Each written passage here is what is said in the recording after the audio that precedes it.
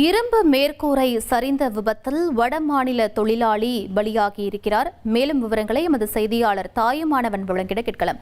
தாயுமானவன், இந்த சம்பவத்தின் பின்னணி என்ன, முழு விவரங்களை பதிவு பண்ணுங்க.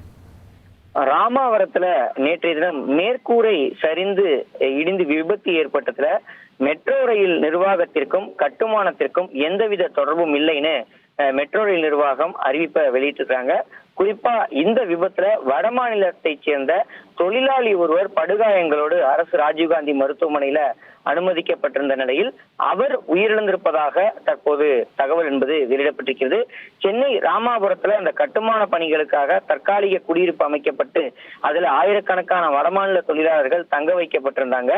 மேற்கூரை சரிந்து விழுந்து வடமாநில தொழிலாளி உயிரிழந்த ஒரு சூழல்ல மேலும் 30க்கும் மேற்பட்டோர் காயமடைந்து மருத்துவ சிகிச்சையில ஈடுபட்டு இருக்கிறாங்க. குறிப்பா நேற்று நடைபெற்றிருந்த அந்த IPL ஃபைனல் போட்டியை பார்வையிடுவதற்காக இந்த தொழிலாளிகள் அனைவருமே கூடாரத்துல காத்திருந்தாங்க. அப்போதுதான் இந்த மேற்கூரை சரிந்து விழுந்து விபத்து என்பது ஏற்பட்டதாக தெரிய வந்தது. உடனடியாக ஆம்புலன்ஸ் உதவியோடு விபத்துல சிக்கியவர்கள் பத்திரமாக மீட்கப்பட்டு மருத்துவமனையில அனுமதிக்கப்பட்டிருந்தாங்க. அரசு ராஜீவ்காந்தி மருத்துவமனையில அனுமதிக்கப்பட்டிருந்த வடமாநிலத்தை சேர்ந்த தொழிலாளி ஒருவர் சிகிச்சை பலனின்றி உயிரிழந்திருப்பதாக தகவல்கள் வெளியிடப்பட்டிருந்தது.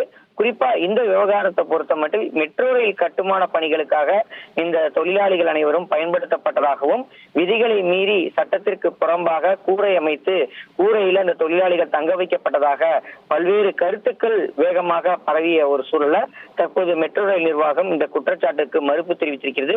சம்பந்தப்பட்ட விபத்து நடைபெற்ற பகுதியில இடமும் பணியாளர்களும் மெட்ரோ ரயில் பணிகளுக்கு பணியமர்த்தப்படவில்லை எனவும் மெட்ரோ ரயிலுக்கும் இந்த விபத்திற்கும் எந்த சம்பந்தமும் இல்லைன்னு தெரிவிச்சிருக்கிறாங்க.